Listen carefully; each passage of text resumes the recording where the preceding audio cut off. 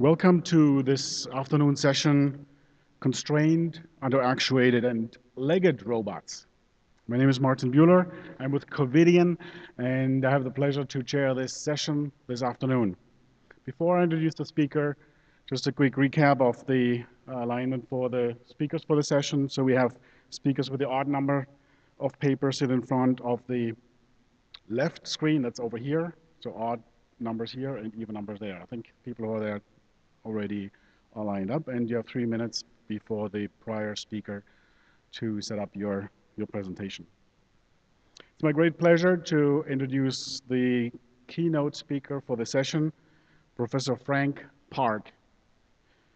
He's one of the great researchers in the field of legged robots, robot mechanics, planning and control, vision and image processing, and motion optimization, the topic of today's presentation by him. He obtained degrees from MIT and Harvard University. Since 1995, he has been with the School of Mechanical and Aerospace Engineering at Seoul National University. Among his many accomplishments, he's also an IEEE Fellow and is the editor-in-chief of the IEEE Transactions on Robotics. Please help me welcome Professor Frank Park.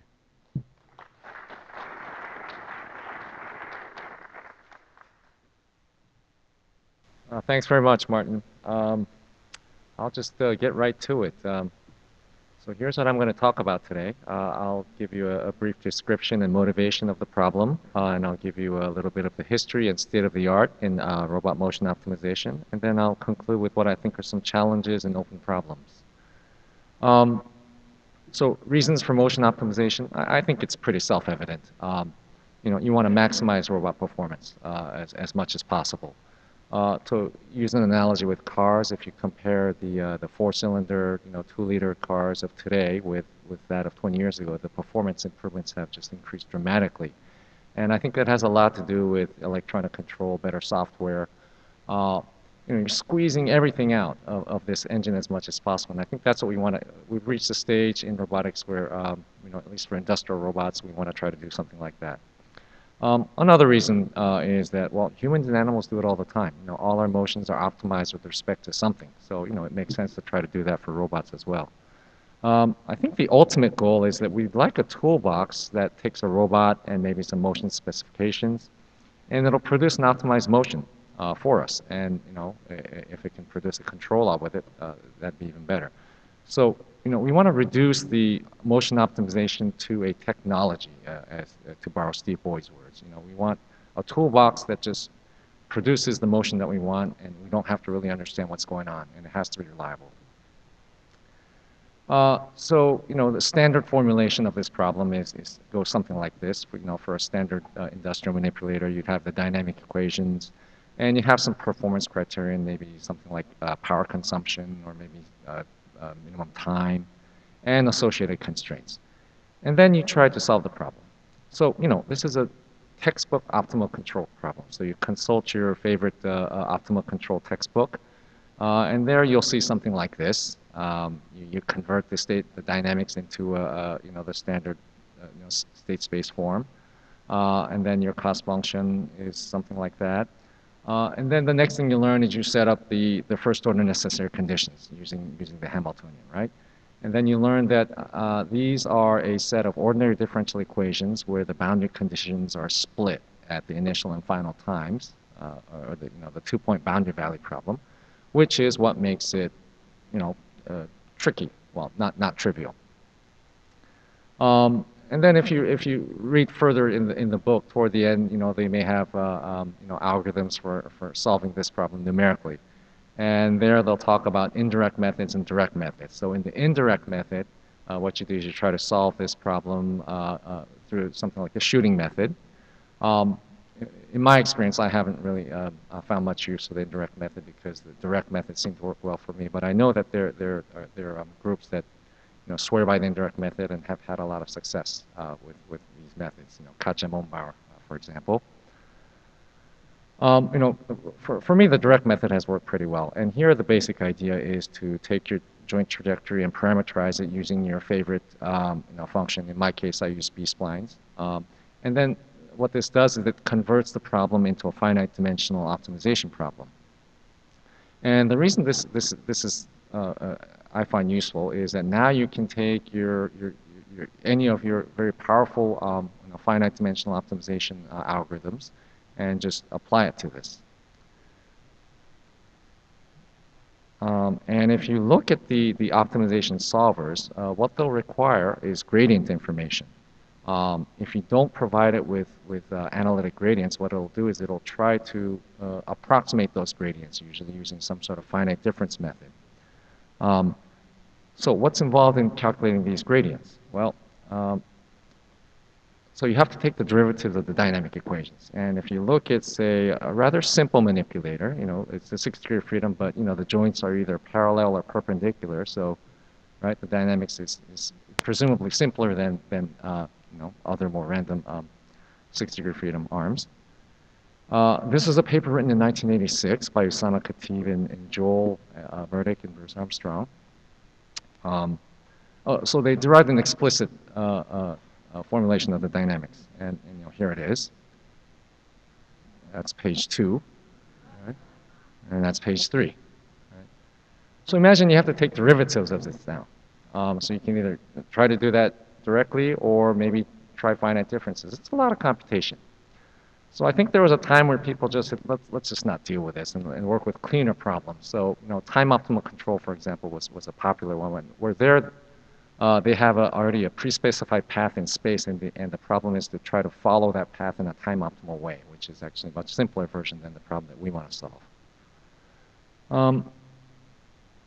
So I write here recursive dynamics to the rescue, but in fact, people knew as early as the 1980s that you could calculate the dynamics recursively, which is fairly efficient.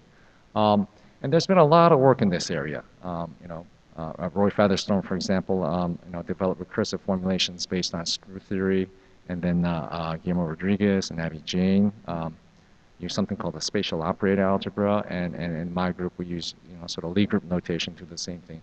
Ultimately, the computations are all the same, but they're packaged a little differently. I like the Lie group notation because it allows me to calculate the derivatives of the recursive dynamics in a very compact way. So we can get analytic gradients for these dynamics in a recursive fashion. So it can be done very efficiently. So with these analytic gradients, it's now possible to generate these optimal point-to-point motions. So I've thrown some examples up here of minimum torque motions, which we calculated in 1998. So using the computing technology of that time, these motions took on the order of maybe seconds to maybe a minute or so to find. And they're fairly reliable. The analytic gradients really do help quite a bit. And then you can carry this a little bit further. So Jim Barbro, a friend of mine, we worked together on many of these algorithms, did some experiments on maximum payload lifting. So the manual says don't try to lift more than 20 kilograms or else this is what happens.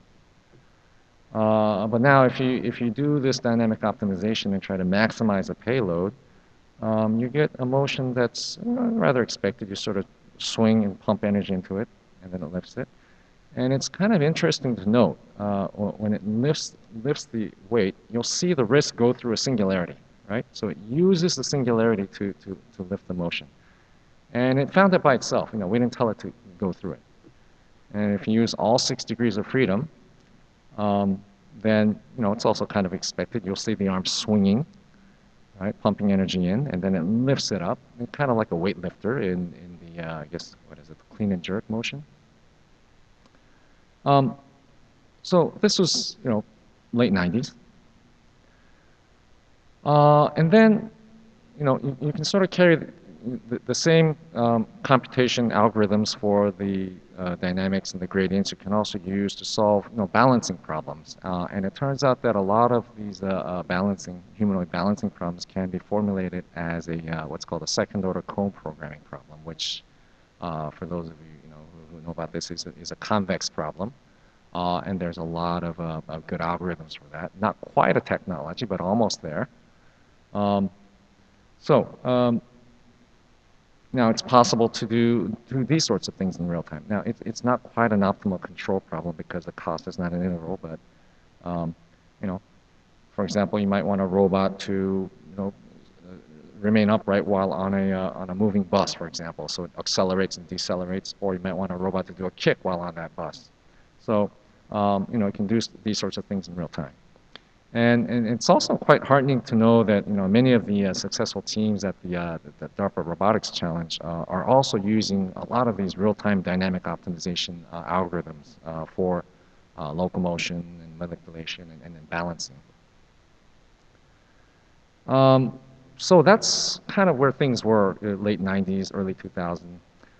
What we're seeing these days is we're seeing a lot of robots that use soft elements. Here's an example of jumping, right? So this is a Sony Curio from 2004. It's jumping about maybe an inch off the ground. And then here's Spud Webb. I think I'm even taller than Spud Webb. And so the differences are pretty stark.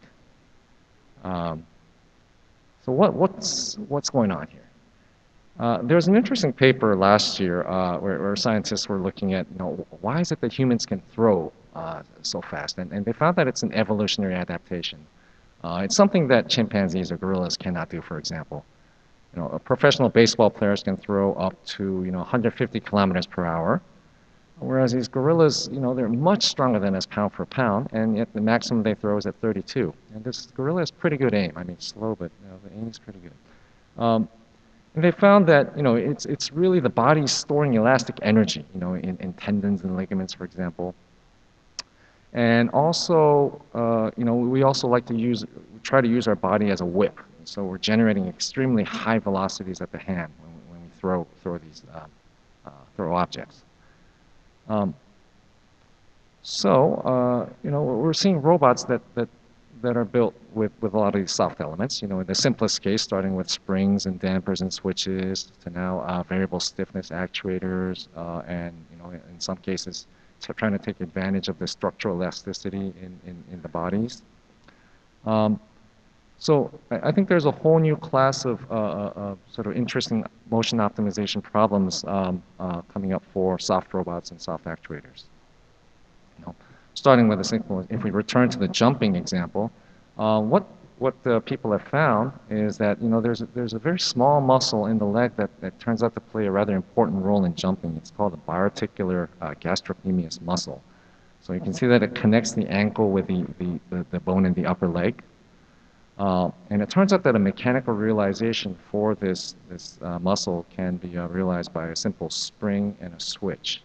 So, and it's important to note here that the spring is not really used as an energy storage device. It's really just more of a connection. So the way that works is, here's a sequence of the jumping motion. So initially the spring is disengaged, but at a certain point in the jump, the switch is closed. And intuitively it would seem that this would fight the jump, right? But what this does, in fact, is that it allows the more powerful forces and torques being generated at the hip to be transferred to the relatively weaker ankle. So it's sort of a method for power transfer. And realize that this is just a spring and a switch. So now you can try to optimize with respect to the switching time and also with respect to stiffness. And if you do it right, you can increase jump height by 25 to 30% just by inserting this switch. And of course, if you do it wrong, you can make things much, much worse. There's also a lot of work in these soft robots. This is a robot developed by my colleague Kyujin Cho. It's a jumping robot based on a fleet. It's a very small robot. It's driven by SMA spring actuators, and it's made of soft elements. So for these types of problems, the first the instinct is to resort to finite element methods. But we found that it's usually overkill for these types of motion optimization problems. It's hard to optimize, and in many cases we found that it's simple enough to just model a flexible beam as a bunch of rigid legs connected by springs. And if you do that, you can get a tractable optimization problem. And so for this flea jumping robot, you can optimize with respect to things like the takeoff angle and leg stiffness. And you can see that the graph shows the stiffness versus the maximum height, and there is an optimal value of the stiffness. So beyond a certain level of stiffness, things don't improve very much. Okay, and there are a lot of papers on variable stiffness actuators being presented at IROS. I'm sure you've seen some of them, and Alin also, I think, gave a talk earlier. So this is a VSA developed by by Jaebok Song at Korea University. I can't seem to get the video to play, but anyways, all right. So he came up with this very nice video showing how if you do stiffness, if you control the stiffness properly, then you can really improve the performance of the throw. So you can now optimize with respect to not only the torque profiles, but also the stiffness profiles. And here the challenge is that the dynamics now become fourth order, and if you start including things like nonlinear springs and friction, it gets pretty complicated. But you can go ahead and try it, and for simple models, we found that if you add these VSAs, you can improve jumping height by up to 160%. But of course, you have to keep in mind that these VSAs consume power, so maybe it's not a completely fair comparison. And you can also do things like landing, right? And also throwing, swinging. Again, I'd like to point out that these dynamics are fourth order, very highly nonlinear. They're air conditioned. So numerical integration can be tricky, especially if you have these long time intervals. And the optimal controls are also, they're typically discontinuous. So finding solutions reliably, is challenging. But again, I point out that this is an active and very important growing area of research, and I have to put in a plug for my transactions. So the best paper for last year was given actually to a paper on optimal control of these robots driven by these compliant actuators by the guys at DLR. So towards real-time optimization, this is another, I think, area that's a problem that's receiving some interest. So, one way to do it is to use simplified models. So, traditionally people have used, simplified point mass and inverted pendulum models. But, as computation has gotten better, people have so at the other end of the spectrum is the full dynamics concerning all the actuators and the rigid body dynamics. There's also something in between, and one of these is the central dynamics model proposed by David Oren and Amberesh Goswami. And so this is basically projecting a humanoid robot's dynamics to its center of mass. And then I know that Russ Frederick and some of his students have merged this central dynamics with these full kinematic models to do some optimization. And here's an old idea too. Principal components. If you have some training motion data available, what you can do is you can now use that data to extract principal components, which now you can then use as your basis of motions.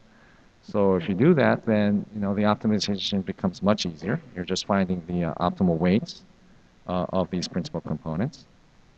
So this has been around a long time. So these are all ideas for dimension reduction, especially if you have some like available data. And another one that's I guess a little more recent is using these ideas from machine learning. So one idea is this the Gaussian process dynamical model, which our group has been using.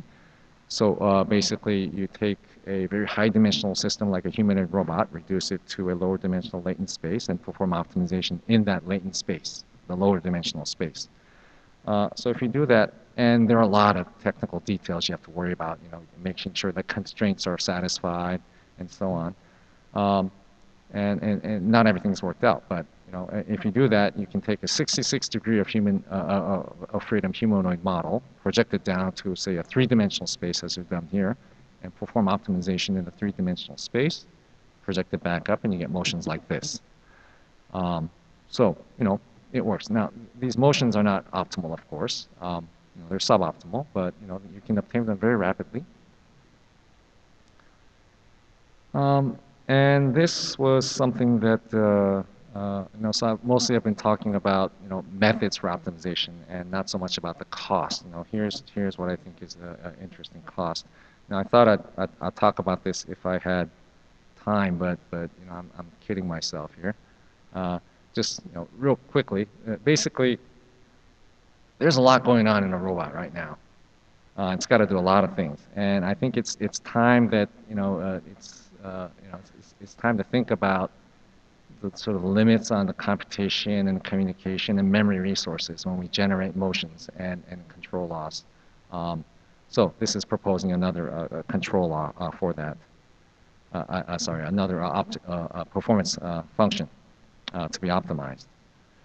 All right, I'll skip that. Okay, so just quick summary. So how close are we to developing a motion optimization toolbox? Well, a lot of challenges still remain. Integration of stiff systems, and I know Todd Murphy, if he's here, has worked on discrete mechanics and showed that this could be a viable solution. Real-time computation, handling discontinuities, and I've listed some open problems. Soft robots is an important one, and using these dimension reduction methods. I'd also like to just finally mention that we have a technical committee on motion optimization headed by Katja Mombauer, so she'd be a very good person to give you the latest on these tools. Okay, thank you very much.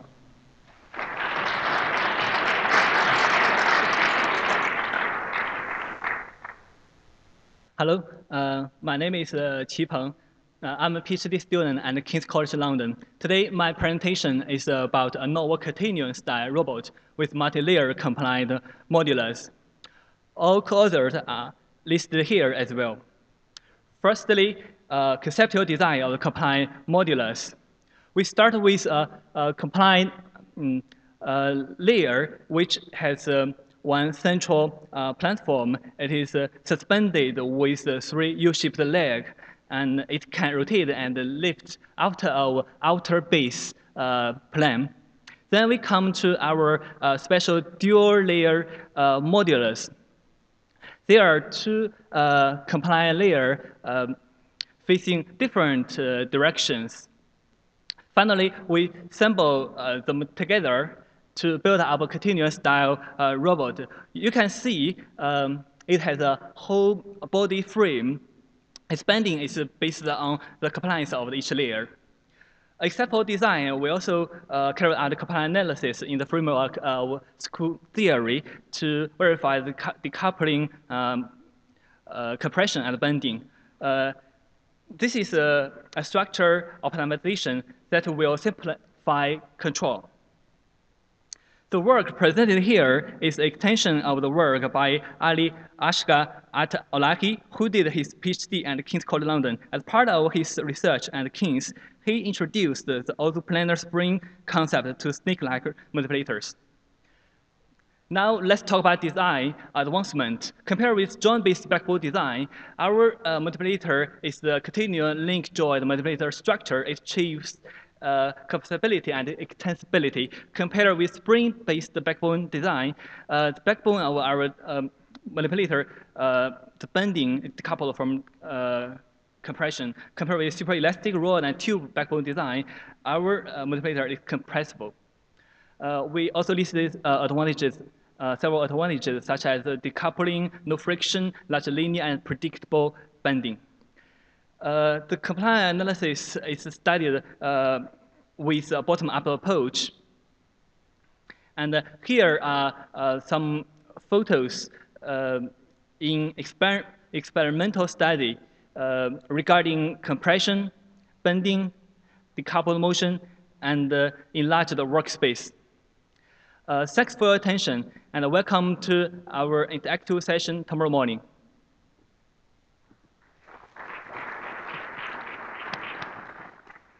Hello, good afternoon. The topic of my presentation today is about the fish-like locomotion model in an ideal flow with lateral line inspired background flow estimation. My name is Yiming, and Professor Massini is my advisor. Our research is mainly inspired by the swimming behavior of fish, one of which being schooling. When fish school, they swim in a tightly organized formation with highly synchronized and coordinated movements. It is believed that aside from their vision system that help with this behavior, letter line system also plays an important role. The letter line system is a sensory system that detects water motion and pressure gradients on the surface of a fish body. It facilitates many behavior decisions by providing the flow information. We wanted to develop a model not only to simulate the fish-like swimming, but also to study how the letter line system can be helpful in the control loop. Here are just some of the related work. In the dynamic model that was described in the paper, we used a deformable 2D profile that is based on Joukowski transformation, with constraints that maintain a constant body length and area.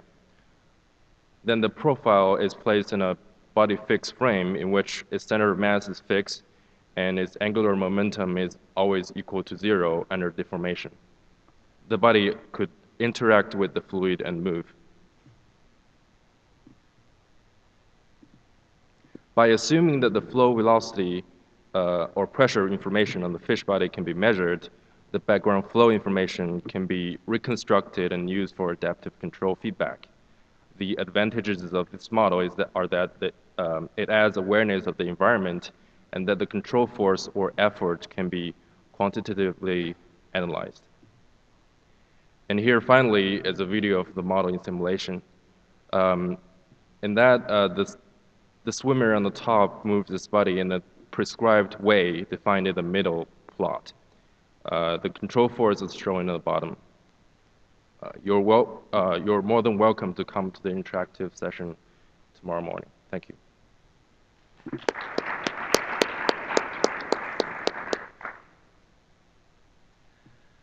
I'm Atsushi Yamada. I'd like to talk about our continuum robot mechanism. In our department, surgeons require endoscope with smaller diameter like needle and more shape holding power to keep performance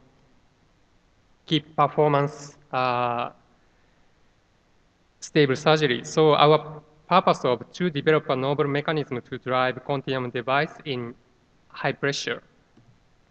To achieve this purpose, we focused on the mechanical closed loop of the elastic strip because we have already shown the potential to generate a strong force by using this mechanism like this movie. Our concept is quite simple. We just combined the closed elastica and flexible pipe. Then we created the continuum robot named Active Sheath. The Active Sheath has two independent elements, that is elastic pipe and a closed loop arm. The arm has a belt-shaped elastic strip and two handles. When you insert the arm into the pipe, it's ready to use. That's a very simple mechanism, I think. So when you push and pull the handle of the closed loop arm, the arm is bent a little and expand like this image. However, when you insert the arm into the pipe and push and pull the handle, the elastic pipe is bent largely like this image. This is the feature of the mechanism.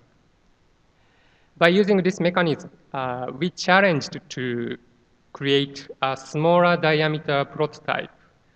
This prototype has 1.6 millimeter diameter, and it used beta titanium pipe because the beta titanium pipe has a strong recovery force. We could say that beta titanium pipe enabled us to create such needle-sized prototype. If you are interested in this mechanism, let's talk about it in interactive session tomorrow. Thank you very much. Feedback there. I don't know if you have any. Hello everyone, my name is Yi Qin. I'm from Purdue University.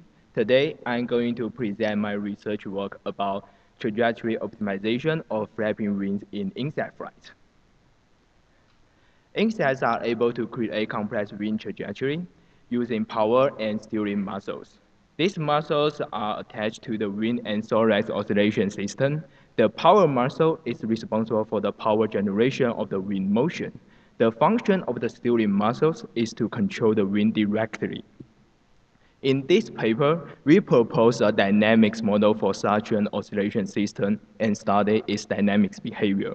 We model the wind as a rigid body with 3 degrees of freedom. The power muscle is modeled by the torque actuator and a torsional spring. It creates basic wind flapping motion. Torsional springs at the wing rotation and deviation axis are used to mimic the steering muscles. Aerodynamics forces and moments are calculated using Brand-Element analysis and quasi-static analysis model.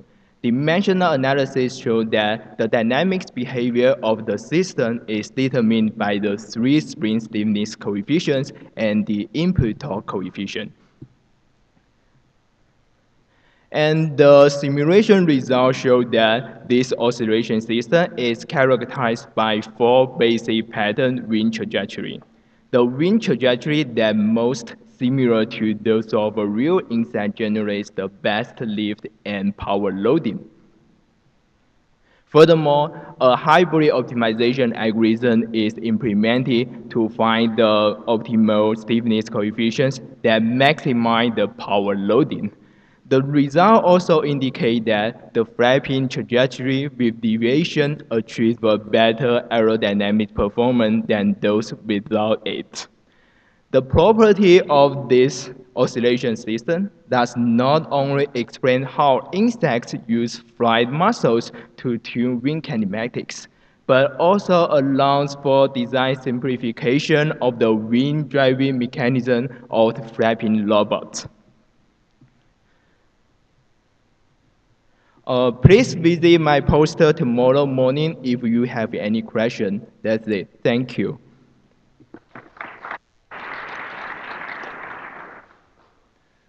Good afternoon, everyone. My name is Jesse Penzer. Today I'll be discussing the use of unicycle robot control strategies for skid steer robots through the ICR kinematic mapping.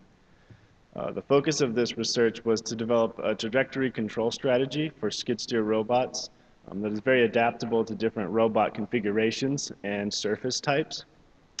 Skid steer robots are generally very difficult to control and model due to the significant slippage that occurs during a skid steer movement and the complex track or wheel terrain interactions that are developed. Unicycle robots, on the other hand, are rather simple to model, and their motion can be described with a simple kinematic model mapping input wheel speeds to output vehicle motion, assuming that there is no wheel slip. These models do not apply to skid steer robots because of the significant slippage, and so in this work we're going to utilize ICR kinematics to model the motion of our vehicle. In this instance, ICR kinematics stands for the instantaneous center of rotation. The ICRs we're interested in are those between the moving tracks and wheels and the ground plane. And it turns out once you know those ICR locations, you can use the kinematic equation shown here to model the movement of the vehicle. And then the question is, where do we get these ICR locations? And we've developed an extended common filter in previous research that identifies these ICR locations given measurements of vehicle heading and position. And so we have this model of skid steer movement. It would still be nice to utilize all of the previous work on unicycle robot control. And it turns out that a skid steer robot will move in the same way as a unicycle robot with its wheels located at the ICR locations. And so we can use this mapping between skid steer robot movement and unicycle robot movement to calculate our control. And so we found a nonlinear trajectory controller for unicycle robots, and we've adapted it using this mapping between skid steer and unicycle robot motion for control of our skid steer vehicles. So this is some example data from our tracked vehicle. You can see those red columns on the left denote the estimated ICR locations. Initially, the estimate is poor, because we require some change in the vehicle heading to estimate those locations. Once we go around the first corner, you'll see the ICR locations converge and the tracking improves pretty dramatically. And so after this, we've achieved trajectory control of the skid steer robot with no prior knowledge of the vehicle configuration or the surface type on which it's operating. And so I'd be happy to discuss this more and describe the mapping to you in the interactive session tomorrow morning. Thank you.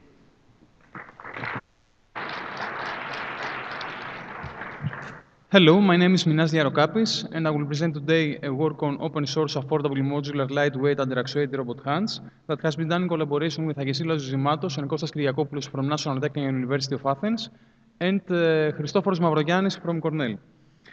The idea here is that we're motivated by the human hand, the most versatile and dexterous end effector known, which is characterized by high joint compliance and soft fingertips. So we follow a bio-inspired approach, and we follow a simple but yet effective idea, inspired by the work done by Dollar et al., to use agonist and antagonist forces in order to implement flexors and extensors.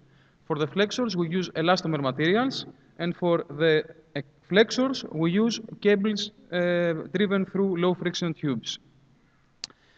We employ a modular finger basis that has 5 slots and can accommodate a total of 4 fingers, so we can create different types of robot hands, 2-finger, 3-finger, 4-finger robot hands with different geometries of finger base frames. We use a disc-shaped differential mechanism that connects the different fingers with the actuator and is considered to be a variant of the Wiffle tree. And of course, we employ off-the-shelf, low-cost parts such as sponge-like tape, Dyneema fishing line, low-friction tubes, pulleys, silicone sheets, fasteners, and plexiglass that are easy to find. Here you can see some of the robot hands that we have developed, a 2-finger robot hand, 3-finger robot hands, 4-finger robot hands, etc. And let's see the experimental validation of the efficiency of the proposed robot hands. Here you can see experiments with everyday life objects with a 4-finger version of the robot hands. EMG-based control with a 3-finger robot hand.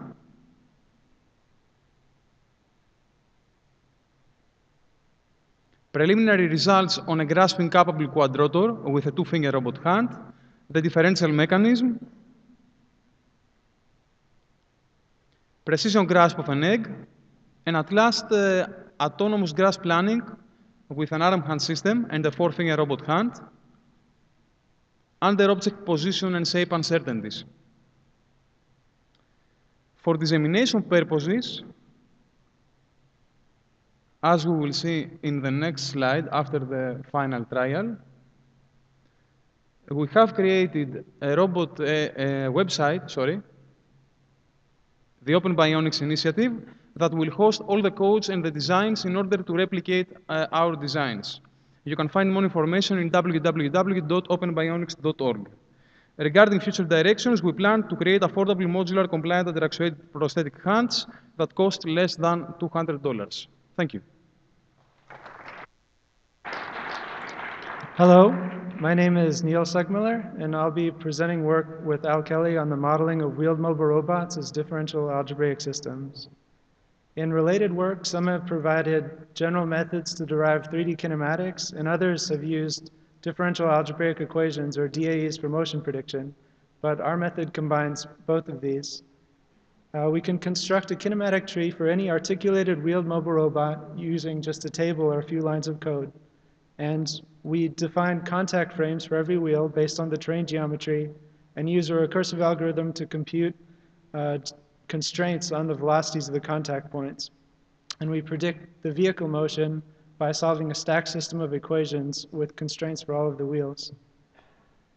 In related work, the traditional approach to motion prediction on rough terrain is to take an unconstrained step based on a nominal velocity, then perform a nonlinear minimization that changes the elevation, attitude, and joint angles to enforce terrain contact. But unfortunately, this terrain fitting step, though it's effective, it can be costly and it can induce unwanted wheel slip. And in contrast, we use differential algebraic equations to directly solve for a motion that respects constraints so that no terrain fitting is required. And we use Baumgart's method to stabilize drift and holonomic constraints. And we evaluated our constrained motion prediction method in comparison to the unconstrained method in a number of tests. For example, this test of a rocker bogie rover traversing rough terrain. And the rover is commanded to drive in a straight line, but due to the uneven terrain and wheel slip constraints, it deviates off course, which is correctly predicted by our DAE-based method. And the constrained method is also significantly faster than the traditional method due to the elimination of terrain fitting. And these full 3D simulations can run up to 10,000 times faster than real time in an ordinary PC. And I invite you to please come and talk to me at the interactive session. This is really just the start of our work on this topic. We're also using DAEs to model full mobile robot dynamics, including realistic models of wheel-train interaction and actuation, even nonlinear models.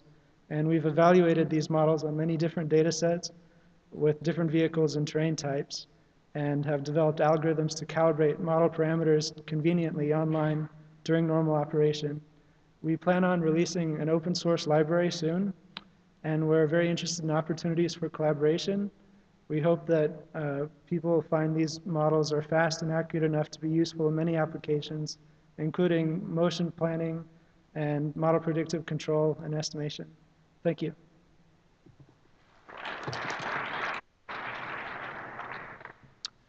Good afternoon, everyone. My name is Sylvain Torel, and I'm a PhD student. And I will today describe a bit the work we do in your lab with Brigitte d'Andrea-Novelle in France. Actually, let's talk about the context of it, or the motivation about this strange concept of hybrid system. Actually, our lab has developed technologies around autonomous indoor exploration, and as you can see on the right part of the screen, we have several wheeled mobile robots, which can explore buildings using SLAM algorithm, object recognition system, and so on. But actually, the main issue of this system is that is the mobility of it, actually, because they cannot move between floors, they cannot pass through a window, for example. Even a step could be a problem. So actually, what we proposed is a prototype which can fly to overcome this limitation in the mobility. Unfortunately, flying means high energy consumption, so we have, with slight modification on the platform, we have this hybrid system which can fly and also move on the ground, like sliding on it, like a hovercraft would do it. Owing to some ball casters you can see under the platform, and with the possibility to tilt the propellers. And the goal was to adapt all the previous technologies to this new platform. But the part of my job, actually, is more related to the terrestrial control of it. I mean, how to design a nonlinear control law for the drone to follow any 2D reference trajectory. And for this, to achieve this, actually, I will describe tomorrow in detail the three different steps: the dynamic modeling, the nonlinear control law based on the flatness approach we use, as well as the dynamic modeling identification process, and finally, the experimental result on a simple circular reference trajectory. And I have a bit of time to show you one result of it. Yeah. So it's an experimental result I did. The drone just has to follow a circular trajectory, but we cannot see it on the screen. But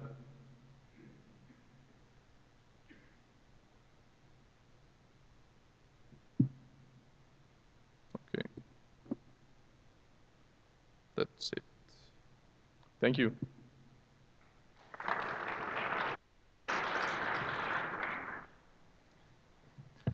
Hello, everybody. My name is Andrea Del Prete, and I'm a postdoc at RSJ International, and today I'm going to present you partial force control. So the idea here is that we want to tackle the problem of controlling legged robots, which are complex underactuated mechanical system. And typically when you want to control a system with such a large number of degrees of freedom, you want to split the control objectives into multiple tasks. And for the case of leg robots, typically these tasks have different priorities because some of them are more important than others.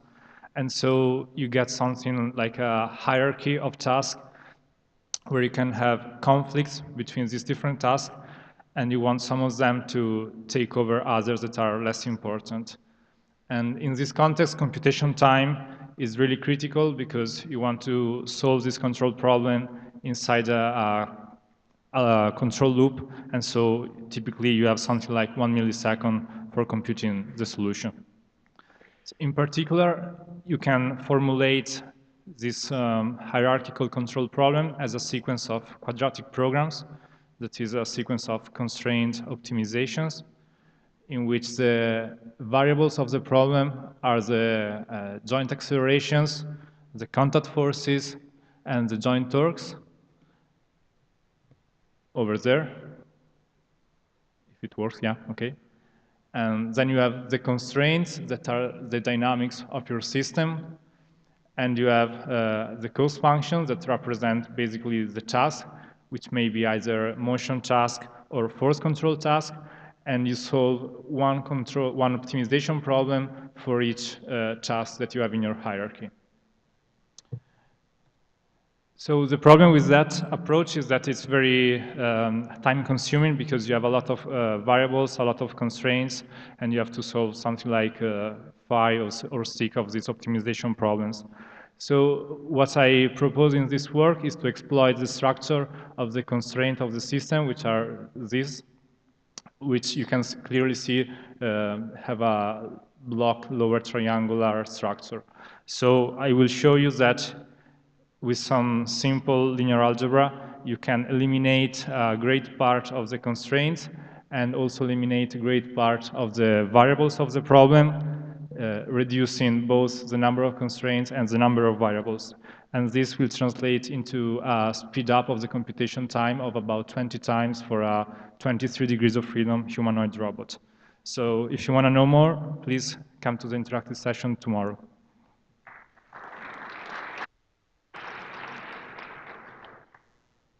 Good afternoon, everybody. I'm Siva Traversaro, and I'm here to present the work by Mortiza Azad and Roy Featherstone on balancing control algorithm for a 3D underactuated robot. The main author is Mortiza Azad, that was unable to reach IROS for visa issues.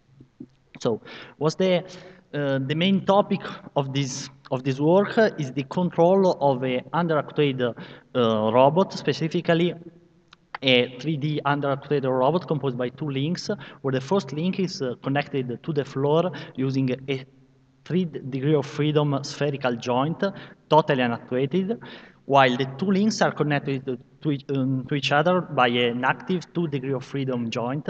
That is the type of the joint is a continuous velocity joint, also known as cardan joint. And actually, the use of this type of joint for connecting the 2 links is one of the main contribution of this paper, because by using a continuous velocity joint, you get some interesting structural properties for your model. Namely, the robot motion can be instantaneously at the acceleration level, can be decomposed, decoupled in 2 different motion. The bending motion, that is basically the motion of the 2 bodies in the robot plane, and the swiveling motion, that is the motion of the 2 bodies around an axis that is in the robot plane, and so this motion causes the robot plane to change in the space. So using this structural property, it's possible to propose a controller that solves 2 different problems in a decoupled way.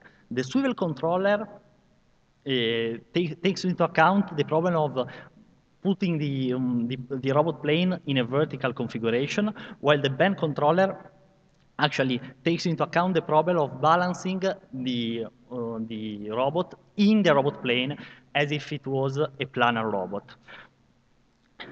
So we can see an example of this controller that is getting the robot in a bended configuration. It is bringing it in the vertical configuration, and I want to stress once more that the spherical joint at the base is totally unactuated, and the only actuated joints are the 2 DOF between the 2 links.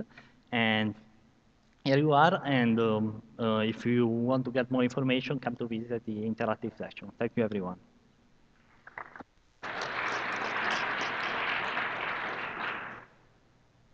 Hello everyone, my name is Ying Lu and I'm a PhD student at Rensselaer Polytechnic Institute.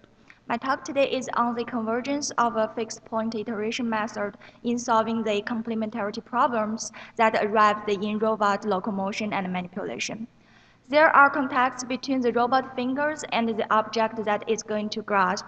Also for locomotion, especially in harsh environments, there might be hundreds or even thousands of contacts between the robot foot and the ground. So how to model those contact dynamics accurately will be really important for robot simulation. Instead of using the traditional spring damper model, we use the nonlinear complementarity condition to model those contact dynamics. This problem is non-smooth and has been proved to be NP hard. Multi-body dynamics community has been started using a new iterative method based on the prox function, which has showed improved performance and also has been implemented in parallel in order to use the high speed of GPU. However, the convergence is still an open issue. So we have, in our presentation, we will show how the convergence will be highly sensitive to the external forces and the parameters that appeared in the prox function. And most importantly, right now, we don't have any valid theoretical guidance for us on how to choose a parameter in order to get good convergence.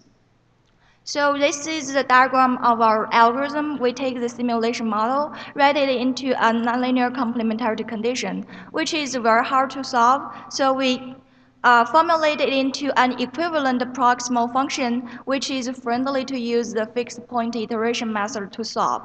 And the parameter r here in the prox function will determine not only whether this method is going to converge, but also whenever this method is it converges, the speed of the convergence. We applied this method to a simple particle problem. The x-axis here is the parameter r, while the y-axis is the number of iterations it takes to converge to a predefined tolerance.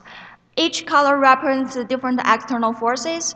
We can see, for example, the green line, we have very narrow range of R, which will make the method converge. Also, since we have to solve this problem in each discretized time step in our simulation, it is really computational expensive to compute R, especially with large contact. This is another result showing whenever the method converges, the different value of R will affect the speed of convergence. If you want to know more of these methods, or if you want to know more about the current available physics engines, you are more than welcome to come to my interactive session. Thank you very much. Hello, I am Haeun Park from MIT Biomimetic Robotics Lab. Today I'm going to present quadrupedal bounding gate with variable duty cycle via vertical impulse scaling. This is our robot Chira 2. Now you can run very fast and running over small obstacles and jumping over a large obstacle and run outside without any support.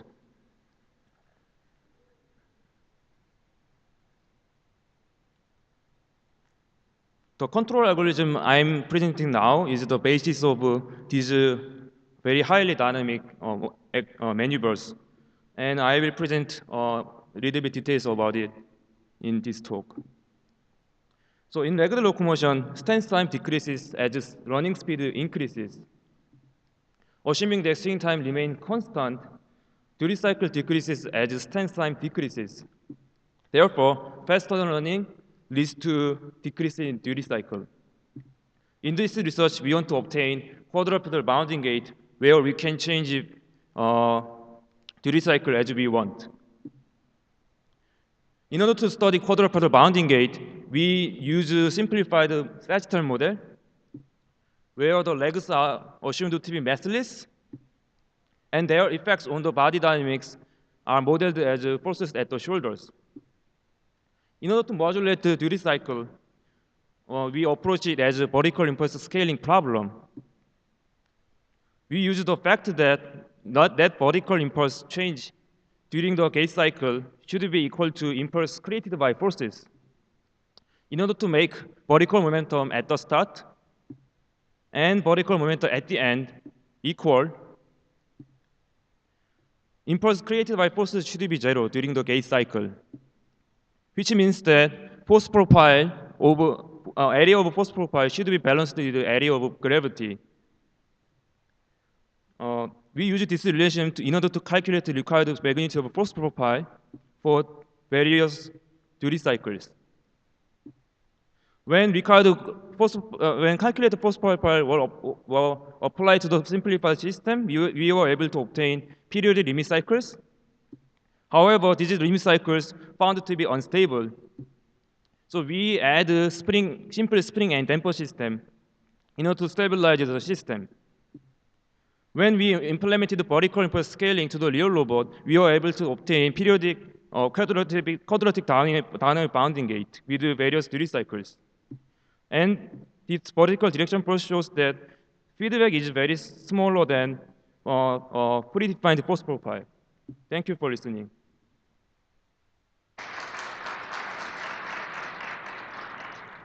Good afternoon. My name is Bernd Tenze, and I would like to present you my latest work about posture and balance control for humanoid robots in multi-contact scenarios based on model predictive control. I would also like to thank my co-authors, Christian Ott and Maxima Rohr, for their support. We all three are with the Institute of Robotics and Mechatronics at the German Aerospace Center. In general, multi-contact scenarios can be defined as situations where the robot is in contact with its environment in more than one point. This, for example, can be very beneficial if the robot is supposed to operate in highly unstructured terrain. Another application is to apply predefined forces to the environment while maintaining the balance. This, for example, occurs if the robot is supposed to perform a manipulation task like opening a door or lifting a heavy object. In order to match these requirements, my colleagues and I, we developed a balancing controller which is capable of stabilizing the center of mass position and tip orientation of a humanoid robot. Furthermore, the algorithm is operating the robot in a torque-based mode, which means that we are capable of controlling the contact wrenches.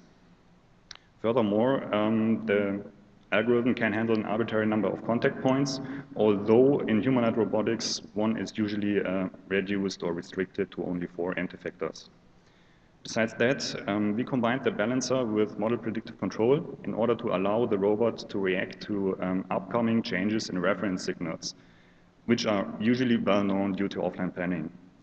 Furthermore, the minimization problem, which is used to solve, or the minimization which is used to solve the model predictive, the minimization which is contained in the MPC problem, is optimizing the contact wrenches while taking into account several restrictions, which are namely the position of the center of pressure and the friction in every contact point.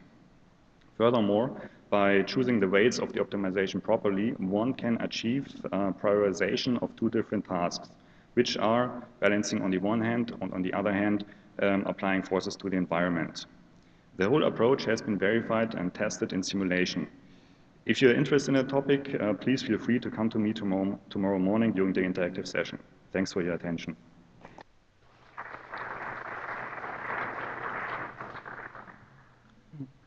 Hi, I'm Wei Tao. I'm coming from University of Michigan. Today I will talk about optimal gaits and motions for legged robot. Optimal control is widely used in motion planning. However, in legged robot, there are collisions between feet and the ground which lead to a hybrid dynamics. People usually use techniques which require a predefined contact sequence to solve this problem. But in nature, humans and animals use different gaits to achieve minimal energy cost. For example, as the locomotion speed increases, horses change their gait from walking to trotting to galloping. All these gaits have different contact sequence. So we want to ask, can we find a way which do not require a predefined contact sequence? We use this bipedal model in our research. We use a direct collocation method without a predefined contact sequence. This method describes a contact as a complementary condition. The most simple complementary condition is shown below. Y is the distance between the feet and the ground. Lambda y is the vertical ground reaction force. And this equation means that the fit is either on the ground or the ground reaction force is zero. We use this condition as a constraint in numerical optimization process. Positive accurate work is used as a cost function. In our paper, we mainly focus on improve the accuracy of algorithm. Here, I just show some result. Let's say what's the optimizer found for bipedal robot.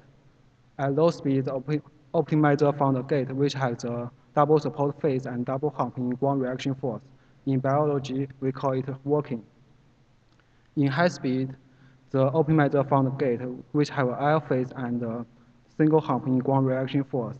Biologically, we call it rounding. And in medium speed, the optimizer found a gate which have a double support phase and a single hump in ground reaction force. We call it elastic working. Humans usually do not use elastic working unless they carry heavy load. All these gates are found automatically by optimization. The only difference is the constraint on velocity. It seems trivial for bipedal robots since there are only few possible gates.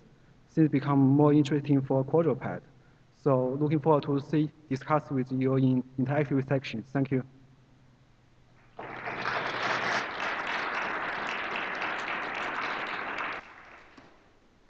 Hello. Well, to begin, when a robot is locomoting across an unknown surface and it encounters an obstacle, ideally you'd like to see some compliance when the robot contacts that obstacle. And when you're using something like PID or feedback control, even when it's well-tuned for locomotion, when it impacts that obstacle, the disturbance the obstacle gives to the robot destabilizes the system, the robot stumbles, and it may even fall over. However, when we introduce some kind of compliance to the system, like adding an inverse dynamics controller, as seen on the right, when the robot steps on an obstacle, it's able to quickly reject that disturbance and continue to walk normally and continue to locomote well.